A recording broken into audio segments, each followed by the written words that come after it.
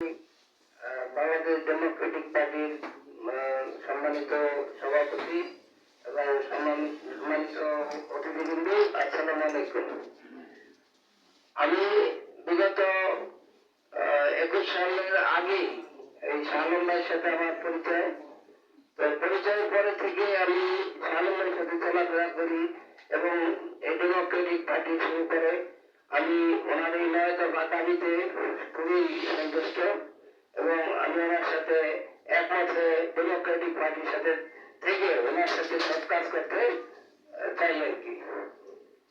এইভাবে আমি আমার বক্তব্য শেষ করছি।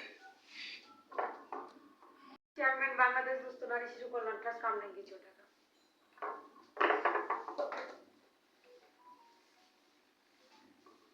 আসসালামু আলাইকুম। আমি রণধীর সরকার চন্দন। আমি mainly interior designer.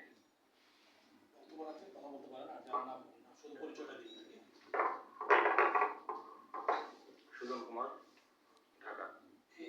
Bangladesh democratic পার্টির সাংগঠনিক সভা কর্তৃক আয়োজিত উপস্থিত সভাপতি এবং অন্যান্য নেতাকর্মীবৃন্দ, আমরা জানি গণতন্ত্রের মূল মন্ত্র হচ্ছে জনগণ। জনগণ সমস্ত ক্ষমতার উৎস, কিন্তু আমরা যেটা দেখতে পাই যে আসলে জনগণ সমস্ত ক্ষমতার উৎস না।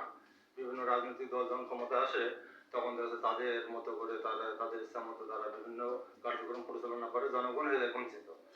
তা আমরা বাংলাদেশ ডেমোক্রেটিক পার্টি এবং অন্যান্য যে রাজনৈতিক দল আছে তাদের যে আলোচনা সভা চলছে, আমরা এটা তাদের কাছে আশা করবো যাতে জনগণ মালিক থেকে যাতে দেশ পরিচালিত হয়, এটার জন্য সামনের দিকে এগিয়ে নিয়ে যাওয়া। সবাইকে ধন্যবাদ। শালম ভাইয়ের সাথে সব অনেক দিন ধরে রাজনীতি করি, দেখি সামনে কি করা যায়। ঢাকার প্রচন্ড বড় একজন সংগঠক, কিন্তু ভালো বক্তৃতা করে না, কিন্তু মাঠে বিশাল ভালো সংগঠক। তার এই উপস্থিতির জন্য ধন্যবাদ জানাচ্ছি। ধন্যবাদ শাকিল ভাই।